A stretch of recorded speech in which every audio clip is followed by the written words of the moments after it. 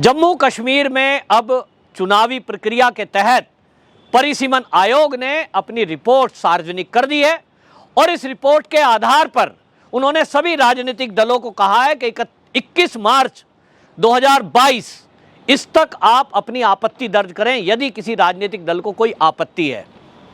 अब आपको बता दें, ये जो परिसीमन आयोग ने रिपोर्ट सार्वजनिक की है, इसमें जो अलग सी बात है, खास बात है, वो ये कि इसमें पीओके को भी विधानसभा का हिस्सा माना गया है जम्मू और कश्मीर का।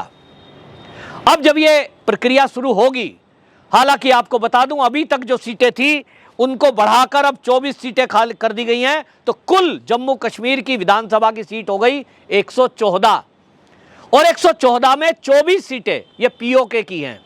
इनको रिजर्व रखा गया है पीओके के लिए, इसका फैसला बाद में होगा, लेकिन अभी जम्मू और कश्मीर में चुनाव होगा। संभवतः ये जो चुनाव है ये जुलाई में बरसात का सत्र निकल जाएगा, उसके बाद जो मानसून सत्र के बाद सितंबर में, ये सितंबर अक्टूबर के 2 महीने के अंदर, क्योंकि उतनी ज़्यादा सर्दी नहीं होती है, सितंबर अक्टूबर के महीने में ये जम्मू कश्मीर में चुनाव कराए जा सकते हैं, ऐसा सूत्रों से पता लगा है। तो ये जो परिसीमन आयोग है, इसकी जो रिपोर्ट सार्वजनिक हुई है, सबसे खास बात ये कि जो पीओके भारत का अभिन्न अंग है, इसको हमेशा बीजेपी सरकार, अमित शाह जी देश के गृह मंत्री, बाकायदा सदन में उन्होंने वक्तव्य दिया था, धारा 370 हटाई थी। अब इससे अगली प्रक्रिया जो शुरू हो रही है वहां सरकार के गठन की, और अब इसमें आपको बता दें कुल मिलाकर 90 सीटों पर चुनाव ये अगस्त सितंबर के महीने में संभवतः हो सकता है, जिसमें आपको मैंने बताया 114 कुल सीटें हैं, 24 सीटें पीओके की हैं। अब इस 90 सीटों में जम्मू संभाग में 43 सीटें रहेंगी और कश्मीर संभाग में 47 सीट रहेंगी। इसमें शेड्यूल कास्ट के लिए 7 सीट रिजर्व रहेंगी और शेड्यूल ट्राइब के लिए 9 सीटें रिजर्व रखी गई हैं। आपको बता दूं, इसी में आपको बताएं राजौरी जिले में 3 एसटी की सीटें रिजर्व हैं और जम्मू और कश्मीर में 4 सीटें एससी की रिजर्व हैं। इसी परिसीमन आयोग की रिपोर्ट में बताया गया है कि 1 सीट माता वैष्णो देवी के नाम से रखी जाएगी। वो विधानसभा की सीट रहेगी जहां माता वैष्णो का मंदिर है और उसके आसपास के जो छोटे छोटे गांव हैं उसको उसमें शामिल किया जाएगा। इसी तरह जम्मू के राजा एक हुए हैं बहुलोचन, उनके नाम से बाहू नाम से, बाहुलोचन जी के नाम से शॉर्ट नाम रखा बाहू, उसके नाम से एक विधानसभा सीट रहेगी। और इस तरह से यह विधानसभा का दोबारा से परिसीमन हुआ है। अब इस नए परिसीमन के तहत चुनाव होंगे तो जम्मू और कश्मीर का एक नया आपको रूप देखने को मिलेगा। चुनावी प्रक्रिया के पहले ही केंद्र सरकार ने वहां जिस तरह से शांति व्यवस्था को बहाल करने के लिए केंद्रीय सुरक्षा बलों को खुली छुट्टी दी और आतंकवादियों को चुक चुक कर मारा जा रहा है, पुलिस को मजबूत बनाया जा रहा है, वहीं पुलिस और प्रशासन में आतंक परस्त या कट्टरपंथी सोच के लोग जो उसमें हैं घुसपैठ किए हुए, जो पिछली सरकारों ने भर्ती कर दिए थे, उनको भी चिन्हित करके नौकरी से बाहर किया जा रहा है। ऐसे बहुत सारे टीचर भी निकले हैं जो यहाँ टीचर की नौकरी कर रहे थे सरकार की और सब मदद कर रहे थे आतंकवादियों की। आतंकवादी आका उनके हुक्म देते थे, यहाँ सरकार की सैलरी लेते थे और यहाँ से आतंकवादियों की मदद करते थे हवाला के जरिए। ऐसे लोगों को पिछले दिनों नौकरी से बाहर किया गया है। वहीं जो जम्मू और कश्मीर से विस्थापित होकर के हिंदू भारत के अलग अलग हिस्सों में जाने को मजबूर हुए थे 1990 में, उनको वहां नौकरी और व्यापार रोजगार करने के लिए अवसर प्रदान किया जा रहा है, सरकारी नौकरियों में दिया जा रहा है, उनको रखा जा रहा है। वहीं उनके जो बच्चे हैं, आज की जो पीढ़ी है, क्योंकि जो निकले थे वो तो 1990 की बात है, आज उनके छोटे छोटे बच्चे जो गोद में थे वो आज जवान हो गए, पढ़ लिख गए। भारत के अलग अलग हिस्सों में यूं तो बहुत सारे लोग अपने आप में सेटल हो चुके हैं, लेकिन जो वापस घर जाना चाहते हैं, वहां नौकरी करना चाहते हैं, वहां रोजगार करना चाहते हैं, उसको केंद्र सरकार सारी सुविधा दे रही है, सुरक्षा भी दे रही है। और इसलिए उनका कहना है कि जब तक ये जम्मू कश्मीर के विस्थापित ये अपने घर वापसी ना हो जाएं, तब तक चुनाव का कोई मतलब नहीं है। क्योंकि जिनको एक प्लानिंग के तहत, षड्यंत्र के तहत जम्मू और कश्मीर को भारत से काटने के लिए ये पाकिस्तान परस्त लोगों ने, भारत के अंदर बैठे हुए राजनीतिक दलों ने, जो पाकिस्तान की गाते थे, खाते भारत का था, ऐसे लोगों ने जो षड्यंत्र किया था, ऐसे लोगों ने कोशिश की थी कि ये जम्मू कश्मीर में हिंदुओं को बाहर कर दो, दलितों को बाहर कर दो, सिखों को बाहर कर दो, और यहां केवल और केवल एक उस मानसिकता के लोग रहे जो कट्टरपंथी सोच रखते हो, बस केवल यहां वही रहेंगे।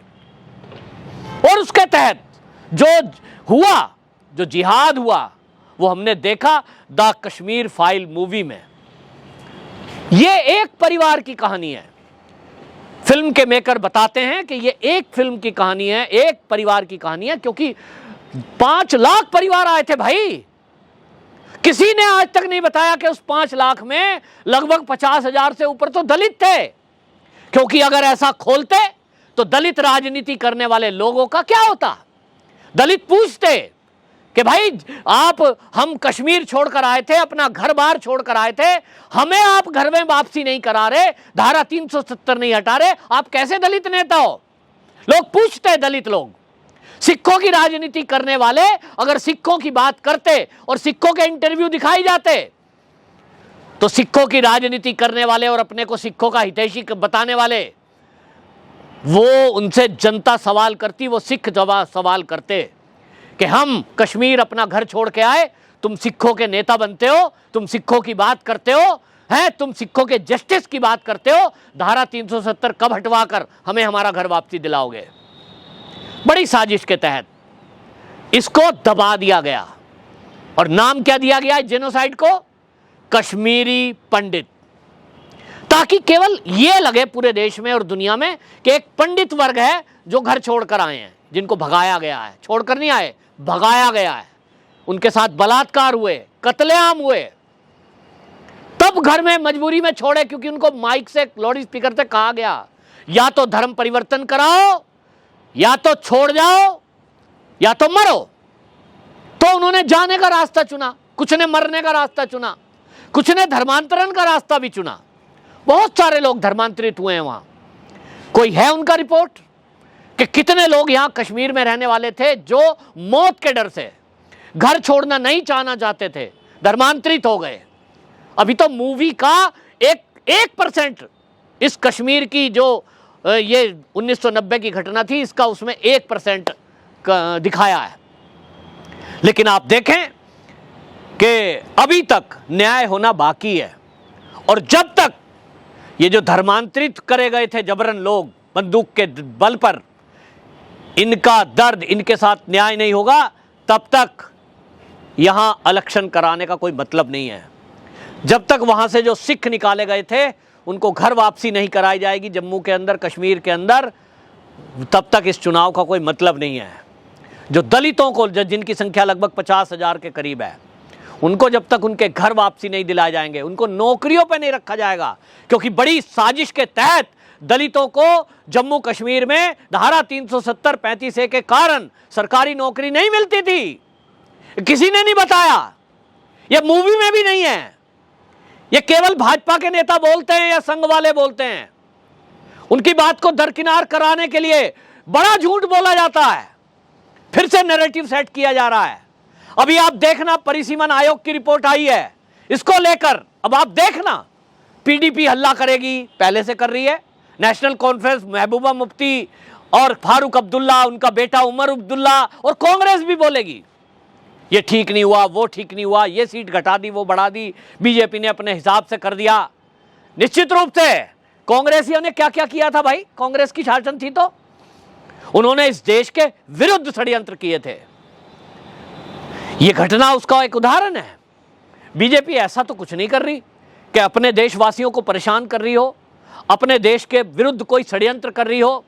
देश के हित में यदि मोदी सरकार कोई फैसला ले रही है तो उसका स्वागत होना चाहिए, लेकिन विपक्ष को हल्ला करना है वो करेगा, नैरेटिव फैलाना है फैलाएगा। लेकिन मैं इस वीडियो के माध्यम से, इस चैनल के माध्यम से देशवासियों को कहना चाहता हूं, उठो, जगो, मजबूत बनो और ऐसे देश विरोधी नैरेटिव फैलाने वालों का मुकाबला करो।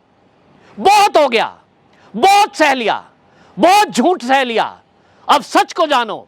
और सच यह है कि इस देश में जो कश्मीर हमारा अभिन्न अंग है, कश्मीर जो इस धरती का स्वर्ग कहा जाता है, उस स्वर्ग में हमारा भी अधिकार है। मैं इस भारत का वासी हूं, मेरा भी अधिकार है कि मैं वहां एक मकान लूं, मेरा भी अधिकार है कि मेरा बच्चा वहां नौकरी करे। क्यों ये महरूम रखा गया हमें? मैं पूछना चाहता हूं इस देश में 70 साल शासन में बैठने वाले लोगों से। आज धारा 370 मोदी जी सरकार ने हटाई है, क्यों ना धन्यवाद दूं मैं उन्हें। धन्यवाद है मोदी सरकार का, धन्यवाद अमित शाह जी का, धन्यवाद आरएसएस का, जिन लोगों ने वहां से विस्थापित हुए लोगों की मदद की। संग ना होता तो मैं बड़े जिम्मेदारी के साथ कह रहा हूं कि आज वो लोग जिंदा ही ना होते। जो लोग कहते हैं कि हम पे केवल मूवी बनी, नैरेटिव सेट करा रहे हैं ना, मूवी बनाकर क्या होगा, क्या हम घर वापसी चले जाएंगे। कुछ कांग्रेसियों को जम्मू के अंदर जो है वहां खड़ा करके कॉलोनी के बाहर, कांग्रेसी कॉलोनी के, वो कहलवाया जा रहा है मूवी से क्या होगा, हमारे लिए क्या हुआ। अरे भैया धारा 370 हटी ना तो घर भी जाओगे। तुमने यहां मकान लिए क्यों? अपने घर वापसी की जिद करते। जब मनमोहन सिंह आपको यहां मकान बना के दे रहा था, छोटे छोटे फ्लैट, तब आप बात करते कि आज क्यों आए हो। लेकिन इस देश में एक है कि कुछ लोगों को फ्री कुछ मिल जाए तो बस उनसे फिर चाहे आप देश को गाली दिलवा दो। तो लगे हैं नैरेटिव सेट करने वालों के साथ। बीबीसी चैनल इंटरव्यू कर रहा है, लोग दे रहे हैं। तो परिसीमन हुआ है, परिसीमन की रिपोर्ट शामिल हुई है। निश्चित रूप से अब आप देखेंगे जम्मू कश्मीर में चुनावी प्रक्रिया शुरू की गई है। अब इसमें जब चुनाव होगा तो यह माना जा रहा है कि अब देश हित में काम होंगे। और निश्चित रूप से जो एक बहुत बड़ा काम इस परिसीमन आयोग की रिपोर्ट में है वो है पीओके की सीटों का भी निर्धारण करना। तो यह माना जाए कि आज नहीं तो कल मोदी सरकार 2024 में दोबारा आ रही है, 29 तक रहेगी। अभी अगर 24 तक ये चुनाव नहीं करा पाए तो निश्चित रूप से जानिए, विश्वास रखिए, ये मोदी जी हैं, 2024 के बाद जरूर पीओके में विधानसभा चुनाव होंगे। और आप और हम जो आज भारत में इस हिस्से में रहते हैं, पीओके में घूमने नहीं जा सकते, वहां घर नहीं ले सकते, वहां नौकरी नहीं कर सकते, निश्चित रूप से हम सबके लिए वो मौका मिलेगा कि हम पीओके में भी जाकर घूमेंगे, जाएंगे, रहेंगे, खाएंगे, पिएंगे। हमारे ही देश का हिस्सा है। ये सरकार उस तरफ कदम उठा रही है। बहुत स्वागत है इस परिसीमन आयोग का, जिसने कम से कम ये रिपोर्ट दी और पीओके के बारे में एक निश्चित रूप से एक फैसला दिया। वंदे मातरम।